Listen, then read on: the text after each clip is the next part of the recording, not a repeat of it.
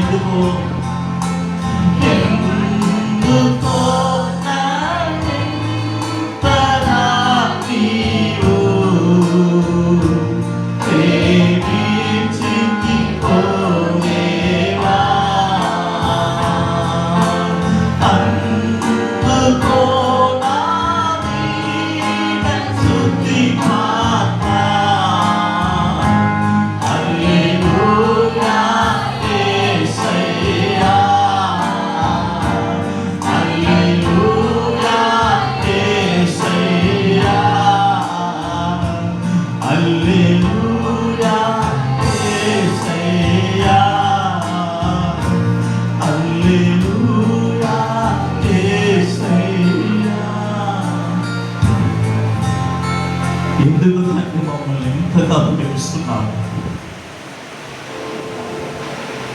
పాప జీవితంలో ఉన్న మమ్మలను,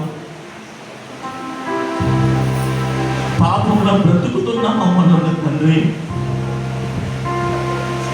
ఎందుకు ప్రభువు మమ్మల్ని ఈ విధంగా ప్రేమిస్తున్నావు?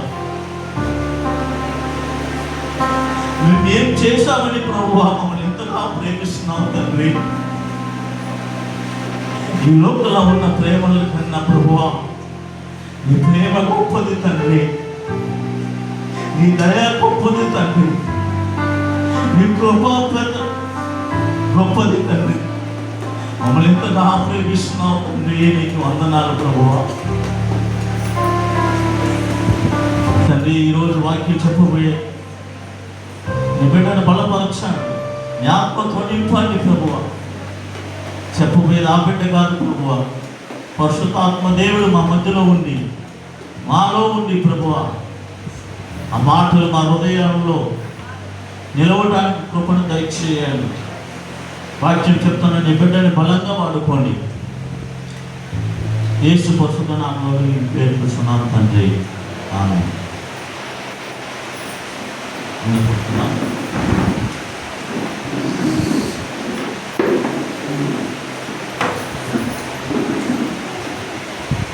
హల్లెలూయా.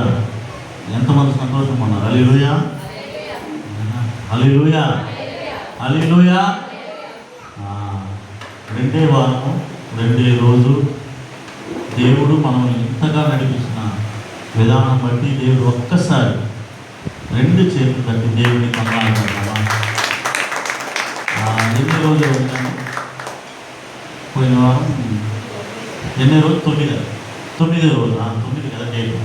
9 రోజులు దేవుడు ఈ ఆరాధనను జరగడానికి కృపణించినందుకు దేవాది దేవునికి వందనాలు. హల్లెలూయా, హల్లెలూయా. గతించిన 9 రోజులు కూడా చాలామంది చాలా చక్కగా దేవుని వాక్యంతో పంచుకున్నారు. చాలా డిఫరెంట్గా ఉన్నది ఈ సంవత్సరము. చాలామంది చాలా బాగా చెప్పారు. దాని గ్రంథం నుంచి ఈరోజు కూడా మన మధ్యలో ఉన్న బిడ్డ దర్శిని మనతో దేవుని వాక్యాన్ని అందిస్తుంది. ఆమె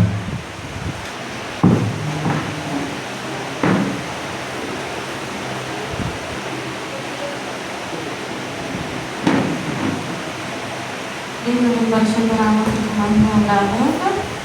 எல்லாரும் முதலாவதாக கண்களை மூடி கர்த்தருக்காக சொல்லிட்டு கேட்க போகிற வசனத்தை ஆண்டவர் நம்ம கூட பேசணும். நான் பேச போகிறது இல்லை, பேச போகிறது ஆவியானவர். எல்லோரும் கண்களை மூடி ஒரு விஷயம் கர்த்தரை நோக்கி நாம் பார்ப்போம். எங்களை அதிகமாய் நேசிக்கிற எங்கள் நன்றி தகப்பனே, உங்கள் நன்றியோடு கிறிஸ்தவர்களுக்கும் அப்பா, நேற்றைய தினமெல்லாம் எங்கள் கண்மணி போல காத்த தெய்வானுக்காக நாங்கள் நன்றி செலுத்துகிறோம் தகப்பனே. அப்பா, நாங்கள் நிந்திக்கப்பட்டாலும் அது உங்கள் நாமத்திற்காக ஆவியானவரே.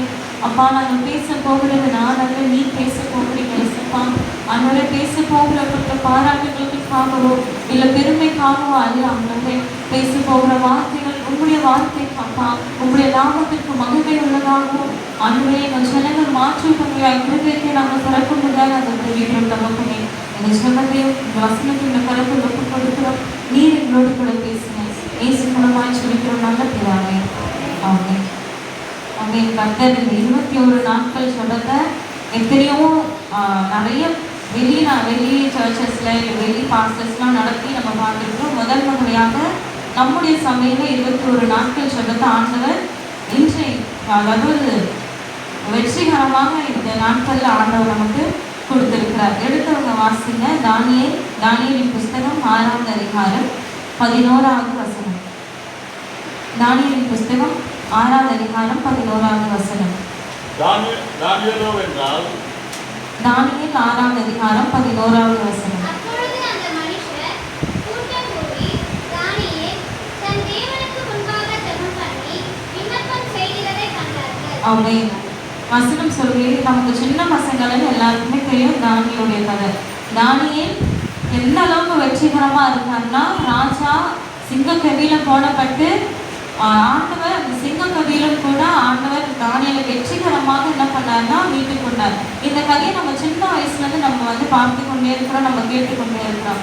ஆனால் இன்று இந்த ஒரு சின்ன வசனத்தை மட்டும்தான் எழுதி கொடுத்துருக்குறாங்க. தானியேல் தன் தேவனுக்கு முன்பாக ஜெபம் பண்ணி விண்ணப்பம் பண்ணி கொண்டிருந்ததை யார் பார்த்தாங்கன்னா, அந்த கூட இருந்த அந்த மனுஷர்கள் காண்கிற விதமா தானியேல் ஜெபம் பண்ணுறதை அந்த மக்கள் எல்லாருமே பார்த்தாங்க. இந்த கதையில நமக்கு முதலாவது தெரிகிறது என்னன்னா, யாருமே ராஜாவை தவிர்த்து மற்ற தெய்வங்களையோ இல்லை மற்ற கடவுள்களையோ யாரும் ராஜாவை தவிர்த்து வேற எந்த தெய்வத்தையும் வணங்கக்கூடாது. வணங்கினால் சிங்க கவியில போடப்படுவாங்க அப்படின்றது ராஜா லெட்டர்ல சைன் பண்ண உடனே தானியேலுக்கு அந்த காரியம் என்ன பண்ணுறதுன்னா நன்றாக தெரிந்தது. ஏன்னா ராஜாவுடைய வலது பக்கத்திலே இருந்து லெஃப்ட் ஹேண்ட் ரைட் ஹேண்ட் எல்லாமா இருந்தது யாருன்னா தானியேல். ஏன்னா தானியேலை குறித்து பைபிள்ல நிறைய காரியங்கள் சொல்லப்படுகிறது. தானியேல் நல்ல அறிவுள்ளவனாகவும் மனதில் நல்ல அறிவு உள்ளவனாக ஞானம் நிறைந்தவனாக கர்த்தருக்கு பயந்தவனாக தானியேலை குறித்து பைபிளில் சொல்லப்பட்டிருக்கிறது. அந்த பயத்தினாலதான் ஆண்டவர் அந்த ஞானத்தினாலதான் தானியேலை கொண்டு என்ன பண்ணாங்கன்னா ராஜாவோட இடத்துல கொண்டு வந்து ராஜாவுடைய வலது பக்கத்திலே உட்கார வைக்கிறமாக தானியேலை வச்சாங்க. தானியேல் சிங்கக்கவியில போடப்படுவாங்க இப்படின்னா ஆண்டவரை ஜெபிச்சான்னா இல்லை மற்ற தெய்வத்தை நான் ஜெபிச்சேன்னா கண்டிப்பா என்னை சிங்கக்கவியில போடுவாங்கன்றது தானியேலுக்கு முன்பாகவே தெரிந்திருந்தது. தெரிஞ்சுதான் என்ன பண்ணாருன்னா தானியேல் எதற்கொண்டுமே பயப்படாம என்ன பண்ணாருன்னா தைரியமாக நின்னார். முதல்ல ராஜாவுக்கு ஏன் தானியேலை நிற்க வைக்கணும், ராஜாவுக்கு ஏன் தானியேல் மேல அப்படி ஒரு அபாரமான நம்பிக்கை ஏன் வந்ததுன்னா பைபிள்ல இன்னும் அழகமா சொல்லுகிறது. எடுத்தவங்க வாசிங்க மூன்றாவது வசனம், அதே 6வது அதிகாரத்துல 3வது வசனம்.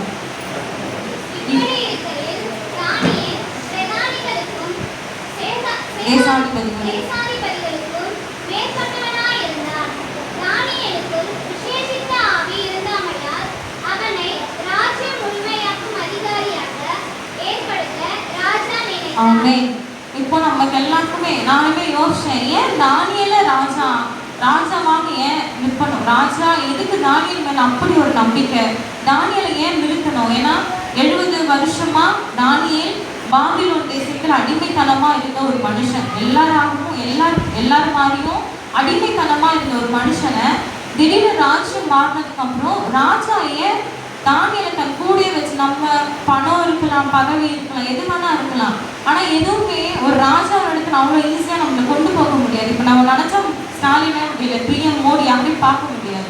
நம்ம கிட்ட எவ்வளோ இன்ஃப்ளூயன்ஸா இருந்தாலும் அவங்களுக்கு நம்ம பிரியமா இருக்கணும், இல்லை அவங்க கண்களுக்கு நம்ம நல்லவர்களாகவோ இல்லை அவங்க கண்ணுக்கு நம்ம நம்பிக்கைக்குரியவர்களாகவோ இருக்கா மாத்திரம்தான் ராஜா என்ன பண்ணுவாருன்னா எல்லாருக்குமே வசனத்துல இன்னும் அழகா சொல்லப்பட்டிருக்கிறது, பிரதானிகளுக்கும் தேசாதிபதிகளுக்கும் மேற்பட்டவனா இருந்தானா.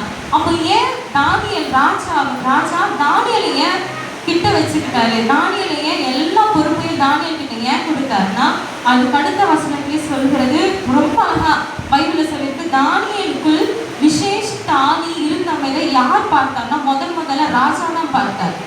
மற்றவங்க பார்க்கறத முன்னாடி ராஜாவுக்கு மாத்திரம்தான் தானியேலுக்குள்ள ஏதோ ஒரு ஆவி இருக்கு, விசேஷித்த ஆவி இருக்கு.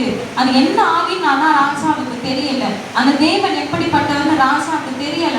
ஆனா தானியேலுக்குள்ளா இருக்கிற அந்த விசேஷித்த ஆவிய ராஜா பார்க்கிற வண்ணமாய் தானியேல் அங்க காணப்பட்டான். இன்னைக்கு நம்ம போய் நின்னா நம்மள கிறிஸ்தவர்கள் சொல்லுவாங்கன்னு நினைச்சீங்கன்னா நம்ம பேசுற பேச்சுக்கும் நடக்கும் அப்படி கிடையாது. ஆனா தானியேல் தன் ஜெபத்தினால மாத்திரம் கிடையாது, ராஜாவுக்கு இதுக்கு முன்னாடி ஜெபிச்சான்னு பைபிள்ல எங்கேயுமே இல்லை.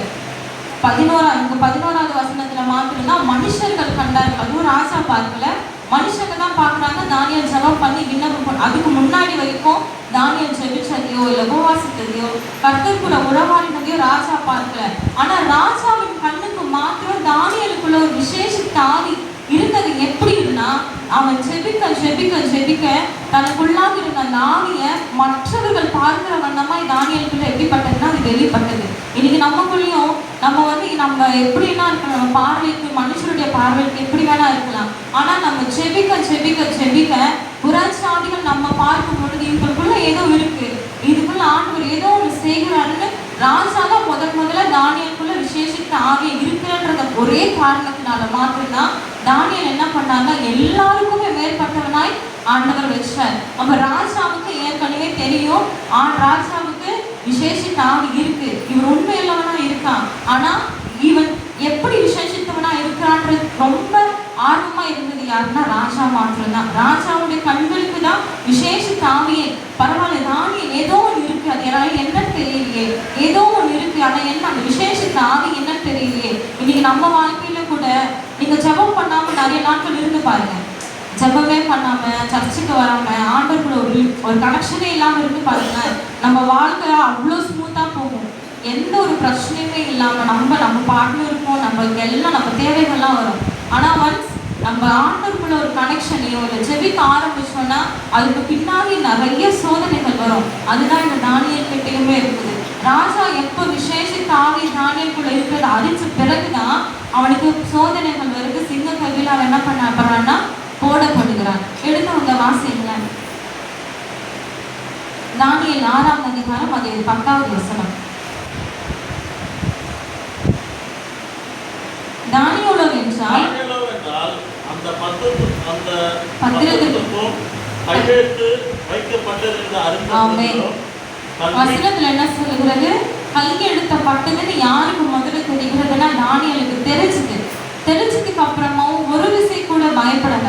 ஐயோ ராஜா நீங்க எந்த பொசிஷன்ல வச்சிருக்கிறாரு, என்னை நம்பி எந்த இடத்துல எல்லாருக்குமே மேற்பட்டவனா வச்சிருக்கிறாரு, நம்ம இந்த கையெழுத்து போட்டு பட்டுச்சு, இந்த லெட்டர் வந்துருச்சு, இதை மீறியும் நம்ம செஞ்சாதான் ராஜா நம்மளை சும்மா விட மாட்டாங்க, இல்லை நம்ம கிட்ட இருந்து அந்த பதவி நமக்கு பறிக்கப்படும், அந்த பொசிஷனை நம்ம இருக்க மாட்டோம்னு தானியேல் ஒருவேளை நினைச்சிருந்தாலும் கூட தானியேல் தேவனுக்கு முன்பாக ஜெயம் உள்ளவனாகவோ இல்லை தேவனுடைய மனுஷனாகவும் நின்றுக்க மாட்டாங்க.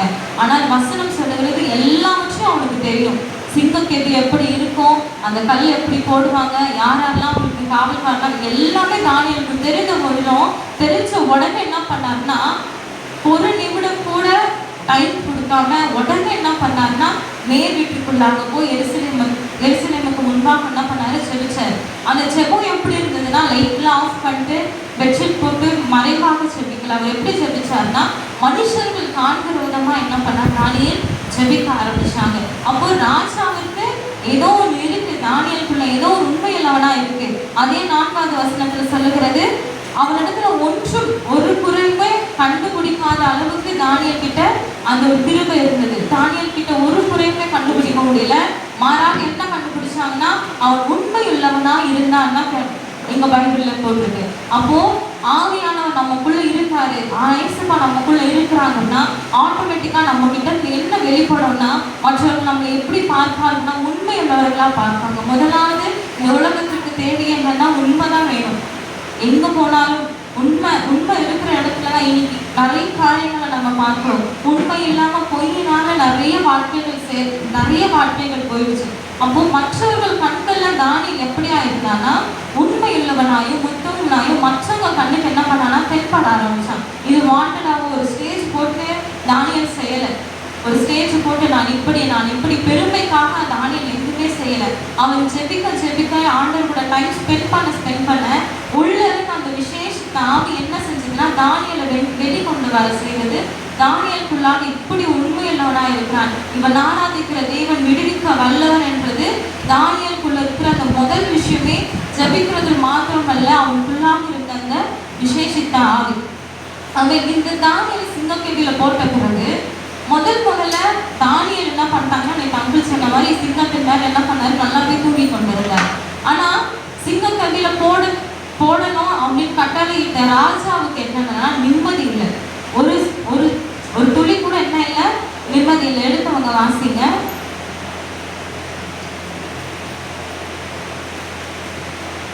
18வது வசனம். பின்பு ராஜா தன் அரண்மனைக்கு போய் முழுவதும் போஜனம் பண்ணாமலும் கீத வாக்கியம் முதலானவர்களை தனக்கு முன்பாக வரவட்டாமலும் இருந்தான். அவனுக்கு நித்திரையும் வராமல் போயிட்டு. இங்க வசனம் என்ன சொல்லுகிறது? இங்க கட்டளையிட்டது யாருன்னா ராஜாதான் மற்றொரு பேச்சை கேட்டு தானியேலை சிங்கக்கெதியில போகணும் அப்படின்னு கட்டளையிட்டது ராஜா. ஆனா அந்த ராஜாவு நைட்டெல்லாம் என்ன பண்ணல, சாப்பிடல, தன்னுடைய அவர் நைட்ல என்ஜாய் பண்ற எந்த ஒரு காரியத்திலுமே தன் கிட்ட கூட வரவிடல. பைபிள் அழகா சொல்லி தன் கிட்ட கூட வரவிடாம அவனுக்கு எப்படி இருக்குன்னா நித்திரையே இல்லாம என்ன பண்ணி நித்திரை கூட இல்லாத அளவுக்கு அப்ப தானியேல் மேல ஒரு அன்பு அதிக அன்பு. அதுக்கு முன்னாடி வசனங்கள் நீங்க படிச்சு பாத்தீங்கன்னா ராஜா என்ன பண்ணானா தானியேலை காப்பாற்றும்படிக்காய் செய்தார். 14வது வசனத்துல இருக்கிறது. ராஜா இந்த வார்த்தைகளை கேட்ட பொழுது தன்னில் மிகவும் சஞ்சலப்பட்டு தானியேலை காப்பாற்றும்படிக்கு அவன் பேரில் தன் மனதை வைத்தான். அப்போ ராஜாவுக்கு விசேஷித்த ஆவி அவன் உண்மையா இருக்கிறான். உண்மை எங்க வரும்னா ஆவியானவர் இருக்கிற இடத்துல தான் வரும்.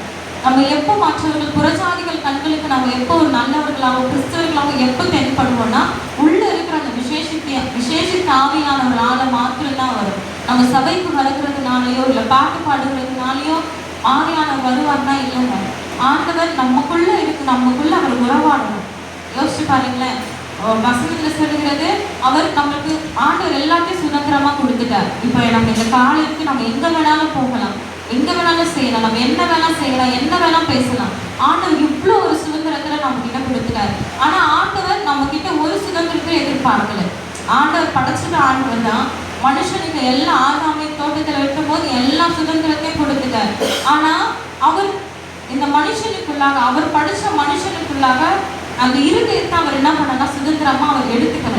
அது ஏன் அவர் எடுத்துக்கலன்னா, நம்மளாம் போய் கொடுக்க மாட்டோமா, நம்மளா ஆண்டவர்கிட்ட போய் ஒப்பு கொடுக்க மாட்டோமா? இவ்வளவு சுதந்திரம் நமக்கு இருக்கு, எங்க வேணா செய்யலாம், என்ன வேணா பண்ணலாம், என்ன வேணா பேசலாம். ஆனா ஆண்டவர் நம்ம கிட்ட அவர் நினைச்சிருந்தாருன்னா, அவர் படைச்ச மனுஷன் எல்லாரையும் அவரை சேவிக்கணும்னு ஒரு ஆர்டர் போட்டிருந்தாங்க. நம்ம எல்லாருமே சேவிச்சிருக்கணும். நம்ம கிட்ட பாவமே நெருங்கி இருக்காரு. ஆனா ஆண்டவர் இந்த இருதயத்துக்குள்ளாக மாத்திர சுதந்திரத்துல என்ன பண்ணல, எடுத்துக்கல. வெளிப்படுத்தின 3வது அதிகாரம் 20வது வசனத்துல வாசிங்க. வெளிப்படுத்தின எழுதின சுவிசேஷம் 3வது அதிகாரம் 20வது வசனம்.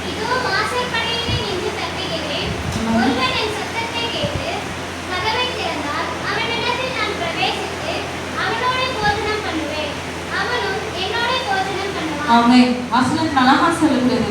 இந்த வாசல் படின்றது இருதயத்தை தான் ஆண்டவர் சொல்லுகிறார். அவர் அநேக அவர் நினைச்சிருந்தாங்கன்னா உங்களையும் எங்களையும் அவர் ஆராதிக்க வைக்கிறதுக்கு அவர் ஒரு நிமிஷம் ஆயிருக்காரு. யோசிச்சு பாருங்க. நீங்க ஆராதிச்சுன்னா ஆகணும். படைச்சது நான் தானே, உருவாக்குனது நான் தானே, உங்களை பெற்றது நான் தானே, தாயின் கருவில் உங்களை தெரிஞ்சு கொண்டது நான் தானே, நீங்க எல்லாரும் நீங்க ஆராதிச்சுன்னா ஆகணும் அப்படின்னு சொல்லியிருந்தாங்கன்னா இன்னைக்கு இங்க ஃபுல்லா வாலிபர்களும் சிறு பிள்ளைகளும் தான் உறவாடி இருக்கிறாங்க. ஆனா ஆண்டவர் என்ன பண்ணாருன்னா, மனுஷனுக்குள்ளாக இருக்கிற அந்த இருதயத்தை அவர் சுதந்திரமாக எடுத்துக்கல. மாறாக நம்மளாம் அவர் இடத்துல போக மாட்டோமா, நம்ம ஆண்டவருக்கு என்ன பண்ணணும், சுதந்திரத்தை தரணும். வசனம் அழகா சொல்லுகிறது, வாசல் படி நின்று நான் கதவை தட்டுகிறேன், ஒருவனை சத்தத்தை கேட்டு அவனா மனசு திறந்தார்னா அவர் என்ன பண்றார், அவன் என்னோடு கூட போஜனம் பண்ணுவான், நான் அவனோடு கூட சேர்ந்து போஜனம் பண்ணுவேன். இதுதான் தானியேல் செஞ்சார். அவரா போய் ஆண்டவரா நினைச்சு எதுவுமே செய்யல.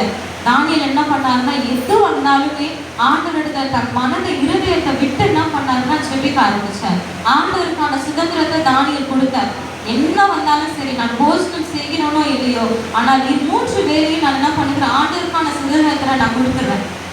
இன்னைக்கு நிறைய நீங்க யோசிச்சு பாருங்களா, ஒரு படத்திற்காக நான் ஒரு சென்ட்ரல் சைடு நான் போகும்போது அந்த நேரு ஸ்டேடியம்னு அந்த நிறைய ஆடியோ லான்ச், இந்த படத்துக்கான ஆடியோ லான்ச்லாம் நடக்குது. எனக்கு தெரியல, நான் காலையில் எத்தனை மணிக்கு, 6 மணிக்கெலாம் நான் பஸ்ஸில் ட்ராவல் பண்ணுவேன். அந்த 6 மணிக்குலேருந்து அந்த லைனில் நிற்கிறாங்க. எங்கள் நேரு ஸ்டேடியம்லேருந்து கிட்டத்தட்ட அந்த நிறைய அந்த தூரமாக புளியந்தாப்பு வரைக்கும் லைனில் நிற்கிறாங்க. ஏன்னா ரஜினியோட ஆடியோ லான்ச்சுக்கு என்ன பண்ணணுமா, அவங்க போய் பார்க்கணுமா.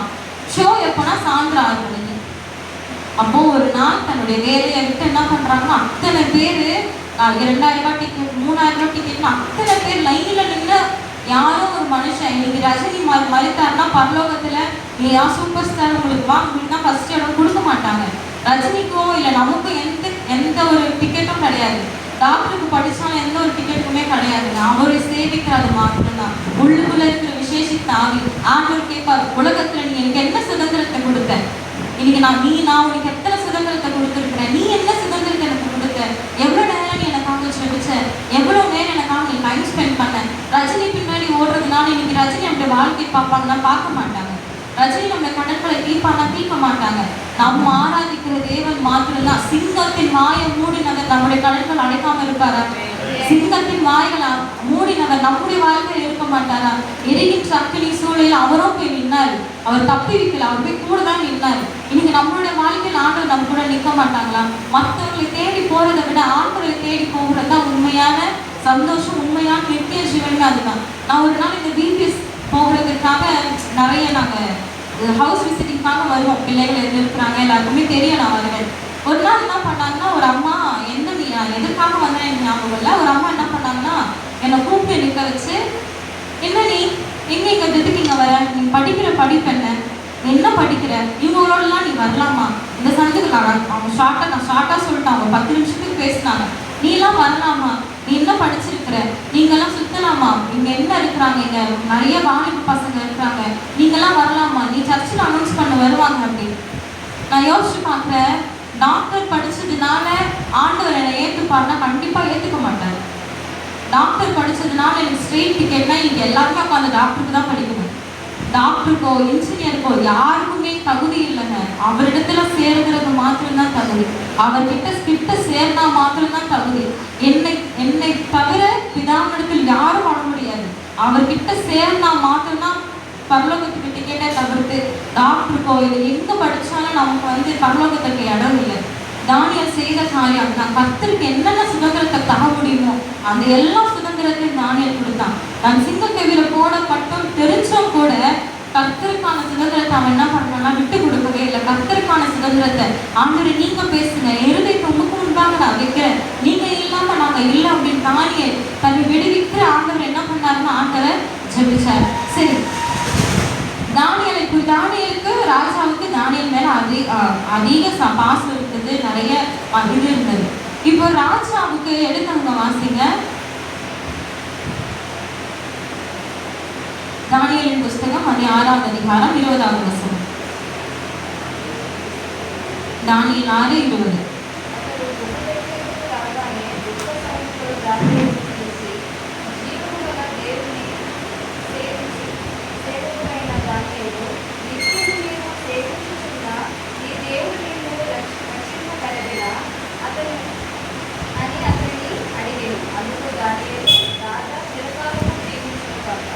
ஆமென்.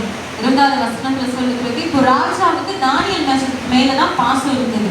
பைபிள் அப்படிதான் சொல்லப்பட்டிருக்கு. தானியலை காப்பாற்றணும்னு ராஜாவுக்கு ஒரு ஆசை இருந்துச்சு. தானியல் மேல ஒரு அதிக பாசம் இருந்துச்சு.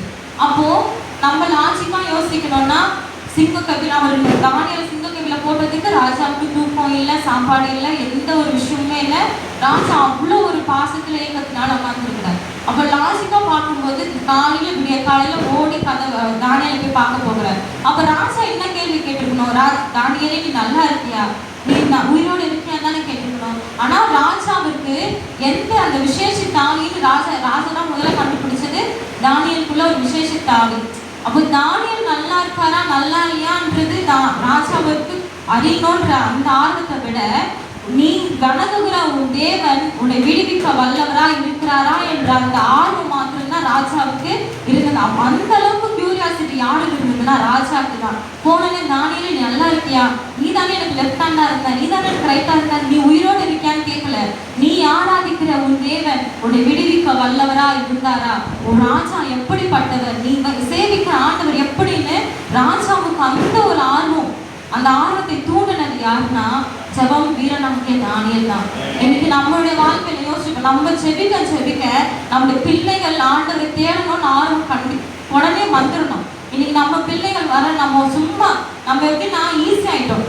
வாலிப பிள்ளைகள் தானே சொல்லிட்டு போட்டோம், நம்ம அவங்க மேல குற்றத்தை நம்ம டக்குன்னு ஈஸியா போட்டுருணும். இன்னைக்கு நம்மளுடைய வாழ்க்கையில பிள்ளைகள் ஏன் வரலன்னா நம்ம செபிக்க நம்மளுடைய ஆண்டவர் ஒரு காரியத்திலும் விடுவிக்க பிள்ளைகளுக்கு ராஜா அந்த ஆண்டவர் எப்படிப்பட்ட ஆண்டவர், அவர் என்னதான் செய்வார்ன்ற ஆர்வம் யாருக்கு வரணும்னா நம்ம பிள்ளைகளுக்கும் நம்ம கூட இருக்கிறவங்களுக்குமே வரணுமே தவிர்த்து நம்மளே இருந்தோம்னா இன்னைக்கு யோசிச்சு பாருங்களேன். இன்னைக்கு நம்மளுடைய பிள்ளைகளுக்காக தான் நம்ம வாடுகிறோம், ஓடுகிறோம், என்னென்னையோ வேலை செய்கிறோம், சொல்ல முடியாத வேலைகள் எல்லாம் நம்ம செய்கிறோம். பரலோகத்துல நம்ம மட்டும் மேல இருந்து நம்ம பிள்ளைகள் நரகத்துல போகிறது இன்னைக்கு நம்மளால பார்க்க முடியுமா? யோசிச்சு பாருங்க, யோசிச்சு கூட பார்க்க முடியாது. தானியல் ராஜாவிற்கு அந்த ஆர்வத்தை உண்டாக்குனது யாருன்னா தானியல் ஏன் அந்த ஆர்வத்தை ஏன் அப்படி கொண்டு வந்தாருன்னா அவனுக்குள்ளாக அந்த விசேஷித்த ஆவி, அவனுக்குள்ளாக அந்த ஜெபம், அவனுக்குள்ளாக இருந்த அந்த உபவாசத்தோட அவன் ஜெபிச்ச அந்த காரியம் தான் தானியல் என்ன பண்ணதுன்னா ராஜாவை மாற்ற வச்சது. ராஜா என்ன பண்ணான்னா அந்த ராஜ்யத்தையும் மாற்றினார். ஒரு மனுஷன் ஒரு ராஜாவை மாற்றினா அந்த ராஜா என்ன பண்ணாருன்னா இந்த ராஜ்யம் முழுவதுமே மாற்றினார். எடுத்தவங்க வாசிங்க, அதே 26வது வசனம். 26வது வசனம். என் ராஜ்யத்தின் ஆளுகைக்குள் எங்கும் உள்ளவர்கள் யாவரும் தானியேலின் தேவனுக்கு முன்பாக நடுங்கி பயப்பட வேண்டும் என்று என்னாலே தீர்மானம் பண்ணப்படுகிறது. அவர் ஜீவனுள்ள தேவன், அவர் என்றென்றைக்கும் நிலைத்திருக்கிறவர், அவருடைய ராஜ்யம் அழியாதது, அவருடைய கர்த்தத்துவம் முடிவு பரியந்தம் நிற்கும். ஆமென். ராஜாவோட முந்தின லெட்டர் எப்படி இருந்ததுன்னா, நானே சிங்க கெவில போடப்பட்டோன்ற முந்தின லெட்டரை விட பின்னாடி வந்த லெட்டர் எப்படி தெரியுமா இருந்தது? அவர் ஜீவனுள்ள தேவன், அவர் என்றென்றைக்கும் நிலைத்திருக்கிறவர், அவருடைய ராஜ்யம் எப்படி இருக்காதா? அழியாது. நான் ராஜ்யம் பண்றேனே, என் ராஜ்யம் அழியாதுன்னு ராஜாவுக்கு அந்த பொறாமை வரல. தானியேலை விடுவித்த பிறகு ராஜாவுக்கு வந்த தைரியம் என்ன தெரியுமா? அவருடைய ராஜ்யம் என்ன பண்ணாது? அழியாது. அவருடைய கர்த்தத்துவம் முடிவு பரியந்தமும் நிற்கும். அப்போ ஒரு மனுஷன் நினைச்சாருன்னா அந்த ராஜ்யத்தை என்ன பண்ண முடியும்? மாற்ற முடியும். நம்ம இன்னைக்கு சிங்கக்கேவி போறோம். சிங்கக்கேவியை விடுவித்ததை விட ராஜ்யத்தை விடுவித்ததுன்னா தானியேலோட மிகப்பெரிய சாட்சி. சிங்கத்தின் விடுவித்ததை விட அந்த மனுஷன் ராஜ்யத்தின் முழுவதும் கர்த்தருக்குள்ளாக என்ன பண்ணானா கொண்டு வந்தார். அன்னைக்கு உட்காந்து அவர் ஸ்டேஜா போகல, ஸ்டேஜா பாடல, ஒரே ஒரு காரியத்தை பண்ணார். எதற்காகவும் கர்த்தர் என்ன பண்ணல? விடல. முதலாம் அதிகாரத்திலே சொல்லுறது, போஜனம் பண்ண சொல்லும் போது கூட பண்ணல.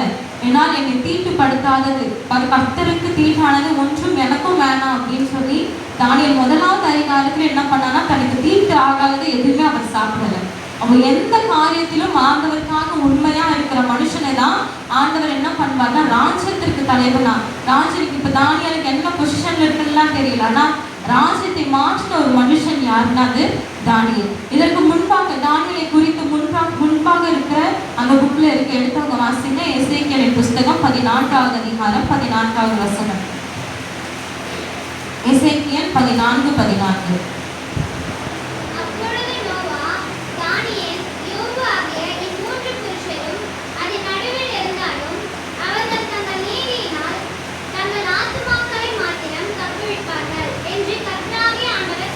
ஆமென். தானியேலுக்கு முன்பாக வந்த புக்னா என்னன்னா எசேக்கியேல். ஆனா எசேக்கியேல்ல ஆண்டவர் தானியேலை குறித்துதான ஒரு பெரிய சாட்சி என்னன்னா, நோவா, தானியேல், யோபு இவர்கள் 3 பேர்களும் அந்த அழிவுல இருந்தாலும் கூட நான் 3 பேரையும் தப்பு வைப்பேன் அப்படின்னு ஆண்டவர் சொல்லுகிறார். ஏன் முக்கியமாக நிறைய பேர் இருக்கிறாங்க முன்பாக, ஆனா முக்கியமாக ஏன் ஆண்டவர் நோவாவையும் தானியேலையும் யோபுவையும் ஏன் கொண்டு வந்தார்னா, இவர்கள் 3 பேரும் என்று சொன்ன மாதிரி நிந்திக்கப்படுகிறவர்கள் பாக்கியவான்களாக இருக்கிறார். அவர்களை கொண்டு அவர் தூஷிக்கப்படுகிறார், நம்மை கொண்டு அவர் மகிமைப்படுத்துகிறார். இந்த வசனம் தாங்கள் என்று சொல்லும் போதெல்லாம் அதுதான் யோசிச்சேன். அவன் நம்ம நிந்திக்கிறாங்கன்னா அப்ப நம்ம எந்த அளவுக்கு ஆண்டவருக்கு மகிமையா இருக்கிறோம், நம்ம எந்த அளவுக்கு நம்ம ஆண்டவருக்குள்ளாக மகிமையா இருக்கிறோம். இன்னைக்கு நமக்கு ஒரு சின்ன கஷ்டம் வந்தாலும் கூட ஆண்டவரே நீங்க பார்க்கலையா, என் பிறப்பு இப்படியா இருக்கிறது, நான் இப்படிலாம் வேலை செய்யறேன், ஆண்டவரை கேள்வி கேட்கிறவளா இருக்கிறோமே தவிர்த்து இனி கேள்வி கேட்கிறா இருக்கக்கூடாது. நிந்திக்கப்படும் பொழுது சந்தோஷப்படணும். ஏன்னா நம்ம அவரை உயர்த்துக்கிறோம், நம்ம அவரை மகிமைப்படுத்துகிறோம். வசனத்தின் அழகா சொல்கிறது, தங்கள் ஆத்துமாக்களை அவர்கள் என்ன பண்ணிப்பாங்கன்னா தப்பு வைப்பார்கள். எசேக்கியேலின் புஸ்தகத்துல சொல்லுகிறது. யோபுமே அப்படிதான், தனக்கு எல்லாம் இருந்தது. இன்னைக்கு நம்ம யோசிச்சு பாருங்க, நமக்கு எல்லாமே இருக்கு, திடீர்னு ஒரு நாள் நமக்கு ஏதோ நம்ம எல்லாமே இழந்து போன மாதிரி ஆயிடும். யோபுவுக்கும் ஆண்டவர் சோதனையை தான் கொடுத்தார். சோதனையை சகிக்கிற மனுஷன் பாக்கியமா. அவன் நீங்க எதுவா இருந்தாலும் ஆண்டவர் என்ன பண்ணுவார்னா அவங்களை ரட்சிக்க தான் பார்ப்பார். சிக்ஷிக்கிறது நிந்தையை சகிக்கிற மனுஷன் என்னவா இருக்கிறான்னா பாக்கியவா இருக்கிறான். நான் சொல்றேன், கர்த்தர் கொடுக்கிற சோதனையும் கர்த்தர் கொடுக்கிற நிந்தனையும் நம்மளை ஒரு நாள் அழிக்காது. வானமும் பூமியும் கூட அழிந்து போக என் வார்த்தைகள் அழிந்து போகாதுன்னு சொன்ன ஆண்டவர் படைச்ச ஒண்ணு அழிப்பாருன்னா நம்ம படைச்ச ஆண்டவர் நம்மளை எப்பவுமே அழிக்க மாட்டார் அவர் அப்படின்னு நினைக்கல. நீங்கள் எந்த அளவுக்கு யோசிச்சு பார்த்தீங்கன்னா, ஒரு குழந்தை ஒரு எக்ஸாம் எழுதி நான் வாங்கினா அந்த நெக்ஸ்ட் கிளாஸ்க்கு அந்த குழந்தை ப்ரொமோட் ஆகி போக முடியும். இல்லை நான் எக்ஸாம்ல எழுத மாட்டேன், எனக்கு ரொம்ப பயமா இருக்கு, நான் இன்னமும் உட்காந்துருக்கிறேன்னு சொன்னா அதே கிளாஸ்ல எவ்வளோ வருஷம் ஆனாலும் படிச்சுக்கிட்டே தான் இருக்கும். இன்னைக்கு ஒரு பிள்ளை வளர்ந்து போகுதுன்னா எக்ஸாம் டெஸ்ட் இருக்குது, அந்த டெஸ்ட்டுக்கு நிறைய கண்டிஷன் போடுவாங்க, பார்க்கறது கூடாது, இப்படி உட்காரணும் அப்படி உட்காரணும். இதைத்தான் ஆண்டவர் நம்முடைய வாழ்க்கையில செய்கிறார். இன்னைக்கு நம்மளை தனிமைப்பட்டிருக்கலாம், நம்ம உறவுகள் நம்ம கிட்ட பேசாம போயிருக்கலாம், நம்ம தனிமையா இருந்திருக்கலாம், இவ்வளோ நாள் கூட இருந்த சொன்ன திடீர்னு ஒரு நாள் காணாம போயிடும். நம்ம இடத்துல பணம் இல்லாதப்போ எங்க இருப்பாங்கன்னே தெரியாது. நீங்க யாருன்னு கேட்பாங்க நம்மளை பார்த்தா. நிறைய பேர் இருக்கிறாங்க அந்த மாதிரி. நம்மளோட பணம் இருக்கும்போது ஒரு மாதிரி பார்ப்பாங்க, பதவி இருக்கிறப்போ ஒரு மாதிரி பார்ப்பாங்க, இந்த ஸ்டேஜ்ல நின்று ஆராதிக்கும் போது ஒரு மாதிரி இருக்கும், இறங்கினதுக்கு அப்புறம் அவங்களுடைய பாஷையே வேற மாதிரி இருக்கும். மனுஷர்கள் ஆயிரம் வண்ணமா இருக்கலாம், ஆனால் நம்ம ஆராதிக்கிற தேவன் ஒரு நாளும் நம்ம மறக்கவே மாட்டார். சோதனையை சகிக்கிற மனுஷன் பாக்கியவான். அப்போ கூட ஆண்டவர் நம்ம பாக்கியவான்களா தான் செய்கிறாரு தவிர்த்து ஒரு காலம் பாவிகளாக ஆண்டவர் நம்ம என்ன பண்ணல, எடுத்துக்கவே இல்லை. எசேக்கியேல் புஸ்தகத்தில் அப்படிதான் சொல்றது. யோபின் வாழ்க்கையில பார்க்கும்போது யோபு சோதனையை சகிச்சான். தூஷித்து செத்து போக மனைவி சொன்ன போதிலும் என்ன பண்ணல, யோபு தூஷிக்கல. தானியேல் நினைச்சிருந்தாருன்னா அவர் நினைச்சத மாட்டி இருக்கலாம், பயந்து ஓடி போயிருக்கலாம், சிந்துக்கவியை போடுவாங்களேன்னு பயந்துருக்கலாம். சாத்ராக் மேஷாக் ஆபேத்நேகோவும் ஆண்டவர் சேவிக்கலன்னா ஐயோ நெருப்பு கிட்ட போறவே பயந்துருக்கலாம். ஆனால் இவங்க எல்லாரும் என்ன பண்ணாங்கன்னா ஆண்டவருக்கு நேராக போனாங்க, ஆண்டவரத்துல கிட்ட சேர்ந்தாங்க, தைரியம் கொண்டு வந்தாங்க. இந்த தைரியமோ இந்த பயமோ இந்த உண்மையும் எப்போ வரும்னா, முதலாவது நம்ம படிச்ச மாதிரி தானியேலுக்குள்ளாக இருந்த அந்த விசேஷத்தை ஆகிய மாத்திரம் தான் நம்ம இது எல்லாத்தையும் கொண்டு போய் தவிர்த்து நம்மளுடைய பலம் நம்மளை என்ன பண்ணாதுன்னா கொண்டு வராது. நீங்க யோசிச்சு பாருங்க, நாளைக்கு நான் ஜெபிக்கணும்னு நினைச்சீங்கன்னா மறுநாள் காலம் தான் நமக்கு அதிகமா தூக்கமே வரும். அதுக்கு முன்னாடி வந்த தூக்கத்தை விட மறுநாள் காலம் தான் இன்னும் அதிகமாக தூங்குவோம். நாளைக்கு காலை சர்ச்சுக்கு போனோம் நீங்கள் யோசிச்சுட்டே வந்தீங்கன்னா மறுநாள் தான் நம்ம இன்னும் அதிகமாக வருவோம். ஆமேன்னு சொல்லும்போது தான் உள்ளே வருவோம். இதே ஆண்டவரே நீங்கள் என்னை எழுப்புங்க, இந்த இடத்துல நான் ஒப்பு கொடுக்குறேன், நீங்கள் என்னை எழுப்புங்கன்னு சொல்லி பாருங்களேன், அவர் நம்மளை எழுப்புவார். அவர் நம்மளை அதிகாலையில் தட்டி எழுப்புவார். கிட்டத்தட்ட ஒரு தூக்கம்ன்றது ஒரு பாதி கோமா ஸ்டேஜ் மாதிரி, அனஸ்தீசியா கொடுத்து கோமா ஸ்டேஜில் படுக்கிற வைக்கிற மாதிரி ஒரு தூக்கம். ஹிஸ்டாரிக்கலாகவோ இல்லை சைக்காலஜிக்கலோ சொல்லுவாங்க, ஒரு மனுஷன் தூங்குகிறது கோமா ஸ்டேஜுக்கு ஈடானதான். நம்ம எப்போ தூக்கத்தில் நம்ம என்ன பண்ணுறோம் நமக்கு தெரியல, தூக்கத்தில் நம்மக்கிட்ட என்ன பேசுகிறாங்கன்னு நமக்கு தெரியல.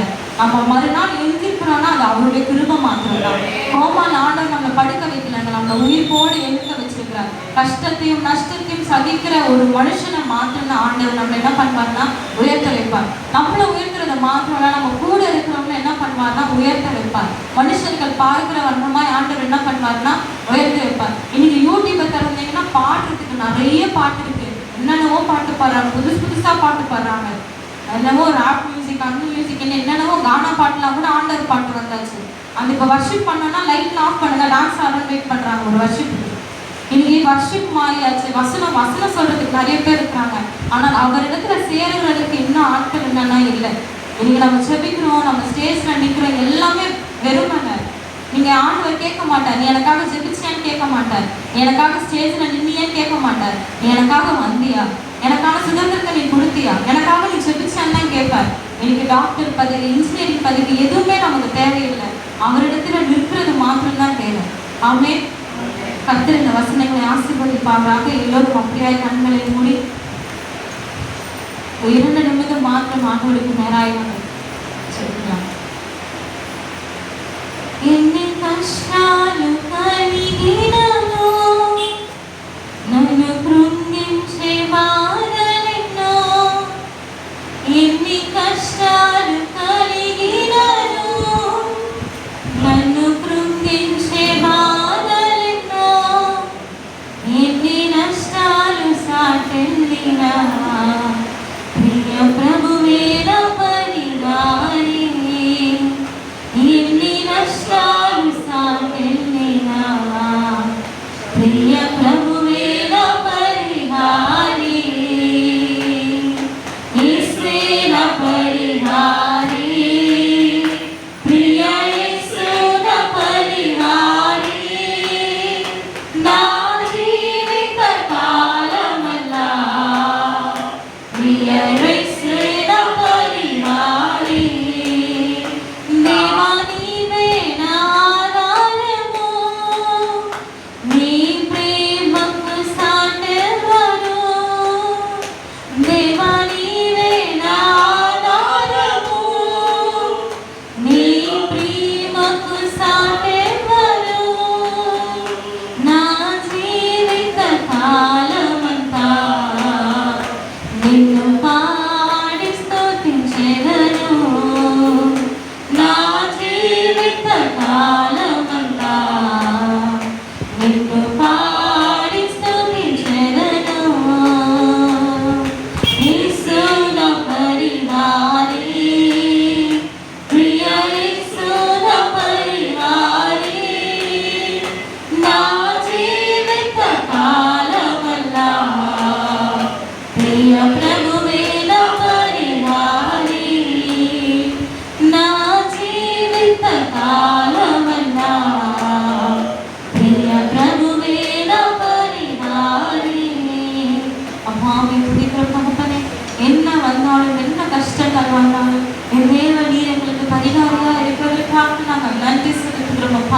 எங்கள் அப்பா எங்கள் நிந்தனைகள் நாங்கள் பாக்கியவான்களால் தெரியப்படுகிறோம். அவர்களை கொண்டு நீர் தூஷிக்கப்படுகிறீர், எங்களை கொண்டோ நீர் மகிமைப்படுகிறீர். ஆண்டவரே இனி நிந்தனைக்கான கண்ணீர்கள் அல்ல ஆண்டவரே, உடைய மகிமைக்கான ஆனந்த சந்தோஷத்தினுடைய கலிப்புள்ளவர்களாய் எங்களை மாற்றும்படியாக செபிக்கிறோம். தானியல் மாற்றினது போல, ஒரு ராஜ்யத்தை மாற்றின தானியலை போல எங்களுக்குள்ளாக இருக்கிற ஜெபங்கள் மாறட்டும். எங்களுக்குள்ளாக இருக்கிற அந்த விசேஷ தாவியானவராக பரிசுத்த தாவியானவர் எங்களுக்குள்ளாக நிலப்பட்ட தகப்பனே அதிசீக்கிரமாய் வாங்க பிள்ளைகளை